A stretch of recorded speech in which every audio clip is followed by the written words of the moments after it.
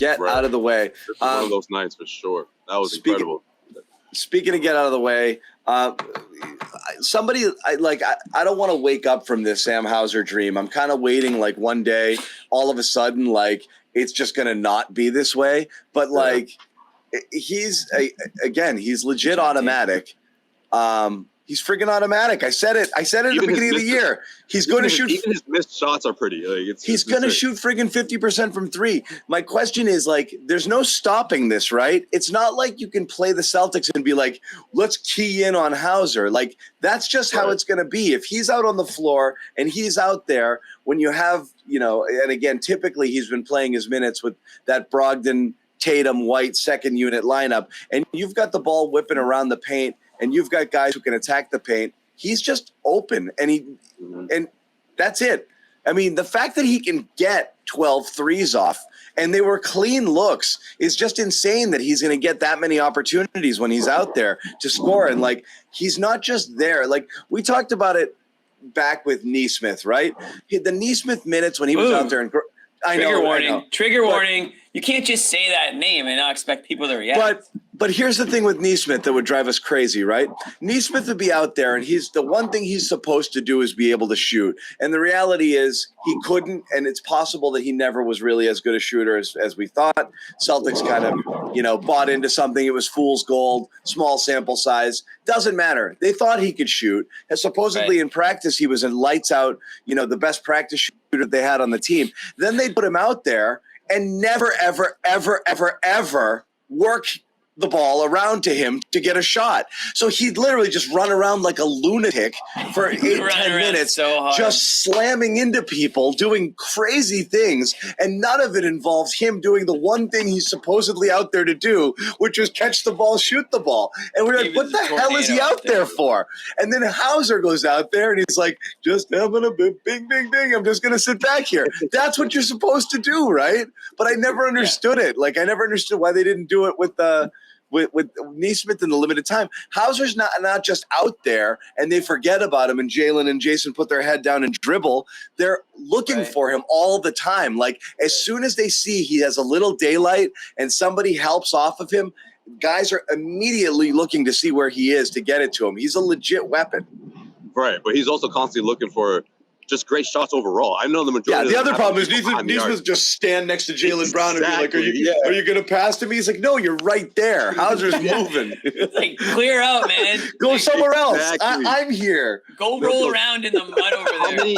How many of those backdoor cuts had Pistons defenders just like, "Wait, where is he? Where did he go?" Yeah, he never stays still, and he's constantly looking for the best shot. A lot of the times it's behind the arc, obviously, because he can make those, but that's why he's getting the ball. He's fighting for those opportunities. And he's doing a damn good job while doing it because you can tell he's improved. Like, this isn't the same player we saw last year playing in garbage time. I mean, between the offseason, summer league, training camp, I mean, it's just everything's clicking for him right now. And when he goes in, you think he's that much different, or they finally just used him? I think he's that much different. Really? Honestly. I mean, it's a little bit of both. Different can he be? He's shooting shots. That was what he was supposedly good at last year too. Yeah, but there was a lot of the times where it felt like he had to take like a dribble or two, or it took him a second, or if someone was in his face, he just looked uncomfortable. Now it's like he's got his eye focused on the target, and it doesn't matter who's in front of him. It doesn't matter how much time he has to let that shot off. It's going in, and if not, even his misses are halfway down the hoop. Like it just seems like his fundamentals, like his footwork, has improved to a level where it's second nature. He's not thinking too hard about what he has to do when he gets out there. Also, he's not like, oh, I have to score or I'm going to get benched. He's just going with the flow of the offense. I think Nesmith was just like, this is my tryout. This is it. I got to knock down 2 threes or I'm never playing again. Like, oh my God, Hauser never does that. Like, but so much of it is down to just playing the guy. And you're right. I mean, with Nesmith, he was terrified. He'd miss his first shot would just go clanking off of something. And then he'd be like, I'm never going to play again. And then he wouldn't play again. They'd be like, "Well, that was a shot." He would be very cognizant of the fact that he wasn't hitting shots, so he would overcompensate in every other aspect of the game, including like hustle. But he would just be like a wrecking ball out there, and just anybody in his way would end up hurt, knocked into, and be like, "What's this guy's deal? Like, what's he doing?" hit me in the head. What's he doing over there? He just elbowed me, and like this is Neesmith, just like he's just a blur out there on the court. He's never where he's supposed to be. All right, but with Hauser, even when he's not, I mean, listen, having Hauser out there, and let's say you have Grant out there too.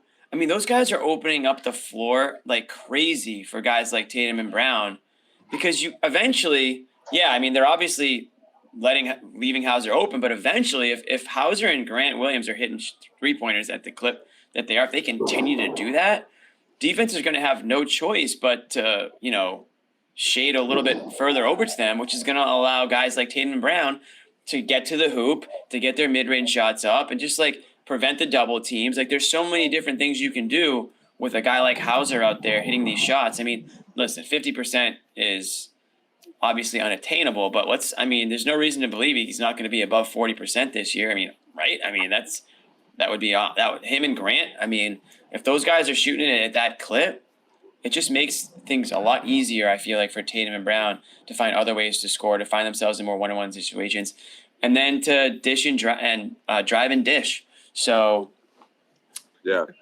with Marcus. Marcus's assists are going to come a lot easier too. Like, if he's when you have people who can shoot when you pass to them, absolutely, exactly. Yeah, so, I mean, the offense is elite. They're scoring $120 a game at this point. You're right. I mean, more buckets lead to more assists. There's no question about it. But I want to hit on what Joe Sway said. Like, I'm still not sure. I don't know Joe Sway. Maybe he's different. We just didn't see him last year, so we don't really know. Like, how different is he? We got to go to Maine. But when he would go there, he'd score a zillion points in Maine. He was scoring so free. His numbers in Maine when he was playing were so ridiculous. And obviously it's Maine. It's not comparable.